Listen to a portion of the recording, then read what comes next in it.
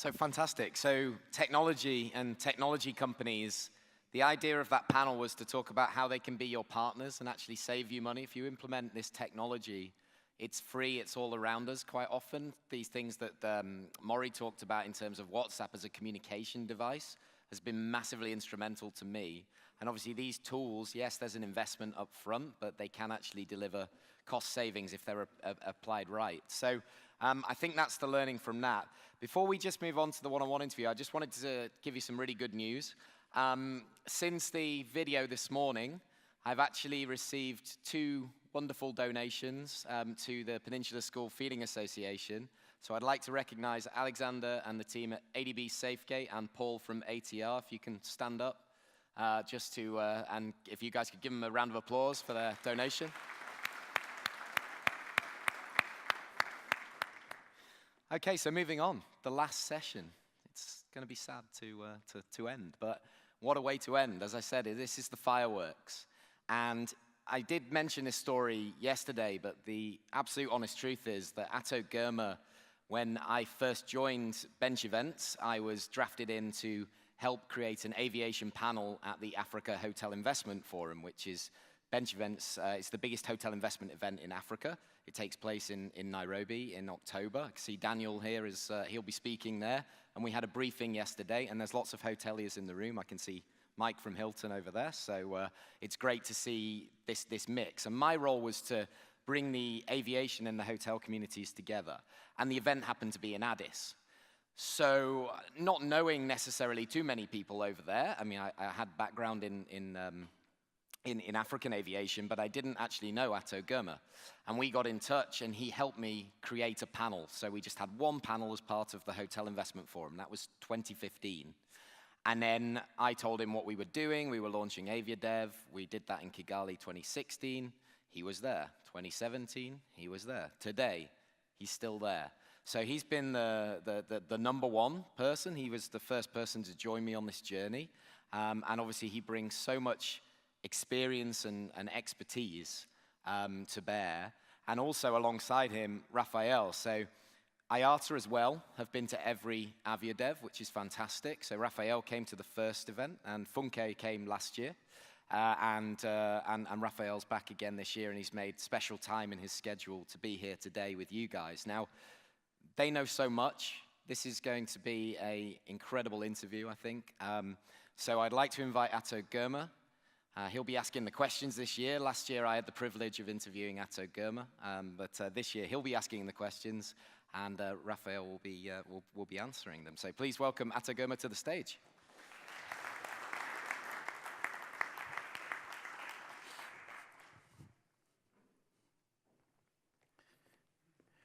Merci.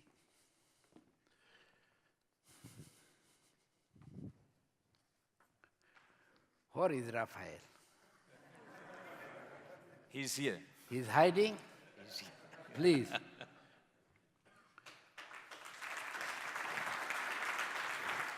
How are you? Please have a seat. Here.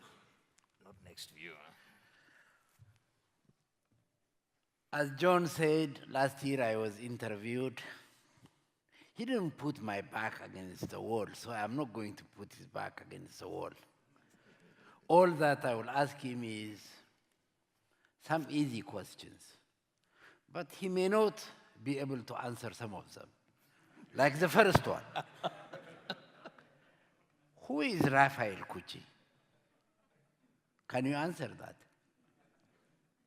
Raphael Kuuchi is a young man, a young lad still growing up. Compared with me. Originally from Ghana, the northern part of Ghana, where I was born, grew up, went to school there. Spent the greater part of my education there until when I had to go to university. And that was the first and only time I came to the capital city, Accra, for university education. And since then, I got stuck in Accra, and the rest is history. The young man from interior Ghana who went to Accra and feels he was stuck. Today, he thinks he's kept Accra. He's stuck in Nairobi. Is that so? Yeah, I've been stuck in Nairobi now for 13 years, after an earlier 4 years in Johannesburg. So in total, some 17 years out of Ghana. This young man has gone through the chain. He joined an airline first, then he moved to Afra, then he moved to IATA. You know, you see the chain? Some of us went through the airline only, but he went through the blocks. How did you do that? Well, to start with, I didn't actually even set off life thinking I was going to be in this industry. When I finished university, my passion was to be an army officer. So I actually applied to go to the Ghana Military Academy. Went through the process and got my admission, and I was supposed to report at the academy on the 1st of November, 1991. But in Ghana, when you finish college, you also have to do what is called a national service, a one-year voluntary service to support the community before you can get formal employment. So I also then got placement for national service, and this time in Ghana Airways. So I quickly ran to my cousin and says, look, I got this admission to the military academy. 1st November is the start date. And then national service, I got a placement with Ghana Airways, and I'm also supposed to start on 1st November. What do I do? Now, my cousin, who is a military officer, says, look, just go to the airline, especially if they commit they are going to retain you after your exams, after your national service. So I said, okay. I went back and I asked the head of HR, will you retain me after the national service or you let go? He says, it depends. It's subject to your performance. If you do well, we'll keep you. We actually specifically requested for 3 graduates, and so it's you and 2 others, but retaining you is not guaranteed, it's subject to your performance. So I had to burn the midnight oil. And after that, I was retained, and I just kept going. That's how I ended up here. So you wanted to be a general, and then you got stuck with a mister. How did you leave the airline and go to Afra? I came to South Africa in 2001 as the regional manager for Ghana Airways, Southern Africa. And after 4 years, at the beginning of 2005, the Secretary General of AFRA wanted a replacement of the commercial director at AFRA. So he called my CEO, who is his good friend, and says, look, I want you to recommend somebody really good for me. I need somebody who can really take and deliver this. We have issues here. I'm sure you would have somebody in mind. Then he told him, look, the only person I can recommend for you is also my regional manager for Southern Africa. So I'm not sure whether he would want to do it, but you talk to him. And if he agrees to do it, but there are constraints, I will also talk to him. So the Secretary General gave me a call, and we spoke about it. And I said, okay, what is in it for me in terms of the job scope and at the end of the day, the vitamin M. So we discussed that, and eventually we agreed. And so I then went back to my chief executive and said, okay, you made this recommendation. What do you want me to do? Do I or do I not? He says, it's up to you. I mean, if you want to, take it. If you don't want it, then just stay where you are. Then I said, change is always good. Let me try it. And that was how I hopped to Afra in Nairobi. How many years did you stay in Afra? 8 years. 8 years. You are not as young as I expected. Yeah, because Then you moved to IATA. Yes. How did you do that? Again, similar to what happened when I moved to Afra. When I was in Afra, the vice president who was based in Johannesburg of IATA was leaving to take up a new role in Europe. And IATA was looking for somebody to replace him. And so it was the vice president who approached me and asked whether I would be interested in this role. Then I said, of course, I would want to try something new. I've been here 8 years. I have 2 years more to finish my contract with Afra, so if something comes up, I would give it a shot. And again, I went through the interview process, and eventually the Director General of IATA had to talk to the Secretary General of Afra to secure my release because in the view of IATA, I was still going to be serving the region and probably complementing what Afra was doing. And so that was how, again, I moved. What's your next job before retirement?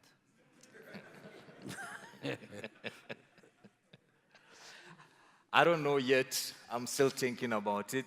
But probably the next job might bring itself, like all of these ones have just brought themselves naturally.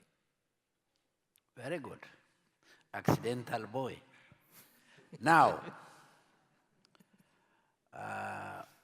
that you have been an airline man, you have been a director in Afra, now a vice president of IATA in Africa.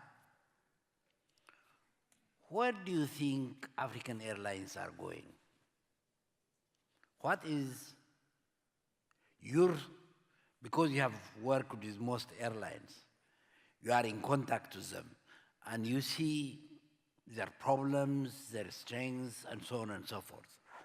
Where do you think is our aviation going? Aviation in Africa is on a renaissance. We had aviation before in the 60s, 70s, up to part of the mid-80s. And that industry in Africa seems to collapse, to have collapsed by then. But we saw a re-emergence of airlines in Africa. This time, some of them privately owned and some of them state-owned, unlike in the past where they were largely state-owned airlines.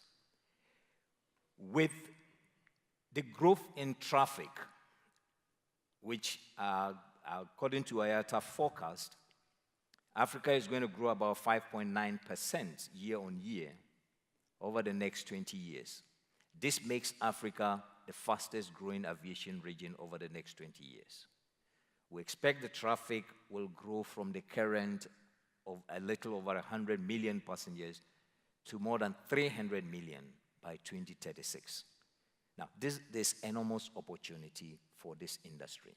And the airlines, all they need is to position themselves well, then they can take advantage of this and compete more effectively and be profitable.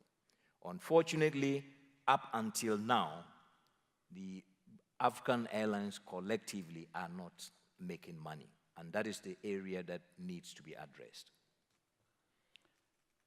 If they don't make money, why are they there? Well, they're there because they're serving a purpose. In fact, even in the developed world, there are some routes that are considered non-profitable, but just because there's a social need, the government probably has a social need to support its citizens in certain locations, you might create a subsidy to enable operators serve those routes. This is not to justify why African airlines are making losses. No, but I'm just saying that airlines' sole focus, much as it is to make money, it's not the only reason for their existence. They perform other activities. If you take tourism, for instance, on average, globally, about 52% of all tourist arrivals arrive on airlines. If there are no airlines into your country, effectively you might be losing 52% of your current tourist arrivals. So you need that connectivity to be able to support that. But the industry needs to up its game. There are a number of things that the African airline industry can do better to improve on their profitability. Example? Open up the market, use the right type of equipment for the right routes, be more efficient in the service delivery, and cut down on their cost. What is IATA's view of the role governments play in the growth of African airlines? Well, what role should they play? IATA believes that governments should create the enabling environment. Governments do not necessarily need to run airlines. However, we need governments to put in place regulations that support aviation and development of aviation. We need governments to ensure that it makes the industry attractive so that it can attract capital. Today, it is difficult to invest in many of the African airlines because there are some conditions. A certain percentage minimum must be owned by Africans for it to be an African airline. So it actually limits the amount of people that might be interested in injecting capital. Can we relax some of those conditions so that we make it more attractive for foreign investors to come in and support this industry grow? I always believe that 10% of 100 and 1% of 1,000, I will take the 1% of 1,000 because I'm better off than 10% of 100. So we need to share, and we would all benefit from this industry. You were in Lome about 2 weeks ago. Yes. When the SATIM conference took place. And you saw, even though 26 countries committed, only 15 of them signed. And I was talking to one country, I don't want to mention the country. I said, why didn't you sign? It's one of the major traffic originators in Africa. And they said, you know, we signed SATIM. One of the big carriers from outside of our continent may come and buy an airline that has 2 airplanes and probably use SATIM to compete with us more. Today, without buying anything, they do compete. Does that make a difference? In fact, it's a very valid point. I have also always wondered, what we need in Africa today is improved connectivity to make us more efficient, to spend less time, and make travel more affordable. We're not having it. Now, as far as IATA is concerned, we would rather connectivity within Africa is done by African operators. However, where African operators cannot do it and they need support, governments should be able to create the enabling environment so that others from outside, be they airlines or just investors, can come in with capital and support unlock this. As I indicated earlier, the aviation does not only support mobility, it supports other sectors of the economy as well. And it is in the interest of governments of Africa to unlock the full potential of Africa without holding back to anything that can constrain the growth of the industry on the continent. Okay. What suggestion do you have? What other information do you want to share? Now, I would want to say that to the governments of Africa, we need to take advantage of the benefits of aviation. And some 4 years ago, IATA did a study on the benefits of aviation in just 12 African countries. And the outcome of that study was that if those 12 countries were just to open up their markets to each other, there would be an additional GDP injection into those economies of $1.3 billion. There was going to be an increase in employment in the aviation industry by 155,000. The competition will increase, resulting in efficiency and lower fares. And fares will drop by between 25 to 35 from what they were at the time. As a result of that, 5 million passengers who today are unable to travel by air will be able to travel by air. Now, this is what governments need to focus on and ensure that it removes all the blocks along the way to enable aviation bring up these goodies for the continent. That's for the government. For airlines, I would want to see African airlines work more closely together. The idea of airlines today, everyone wanting to do their own thing and still expecting to be successful and profitable, is not going to happen. Very few airlines in this world, besides low-cost carriers, do operate on their own and make money. The industry is a network. You need your business to be networked. So airlines work together. I would also want to encourage our partners, the airports and ATNs, to try as much as possible to create competitive products and services. And in this regard, I would want to see across many of the African airports competition in service delivery instead of having monopolies, because we all know monopolies are inefficient and expensive. So I'd want to have these achieved. As you know, out of the 12 countries that originally committed to liberalize African skies, the contribution of some of these countries was big. Nigeria, South Africa, Kenya, Egypt, but none of them signed. None of them. So the 1.3 billion that we are talking about, if these 4 are out of the game, how does it work? My information is that they actually signed, but they are having a retraction. They're having a second thought about the commitment their heads of states made to open up their markets.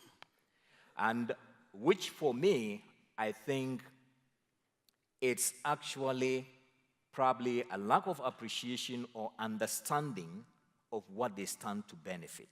Because if you operate in a free market without restrictions, opportunities are more than if you operate in a constrained environment where you have to operate based on bilateral air services agreements.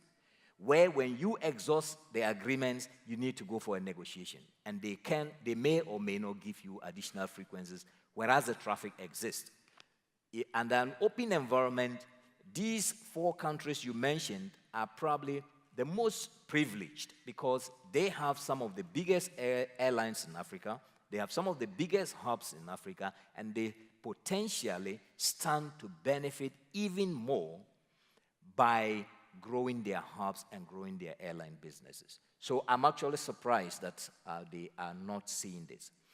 It is for this reason that when we met at an African Development Forum at the beginning of January, we actually suggested to the African Development Bank that as part of the single air transport market launch,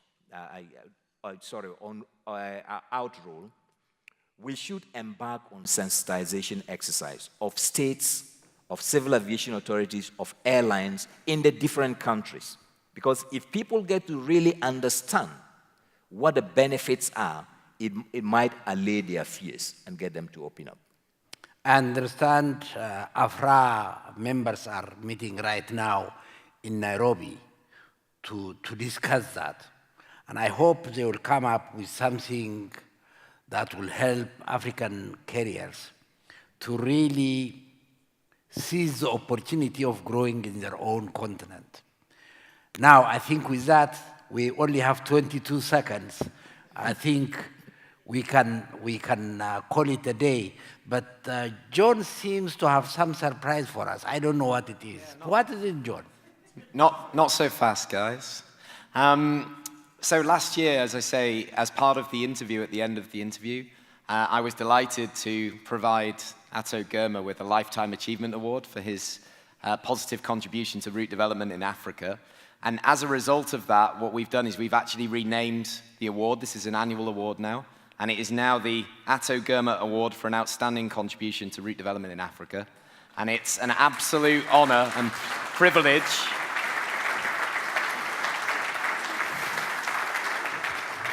It's an honor and privilege to be able to present this to Raphael for all his amazing efforts. Thank you. So, thank you, Raphael. Thank you so much. Congratulations. Thank you. This way.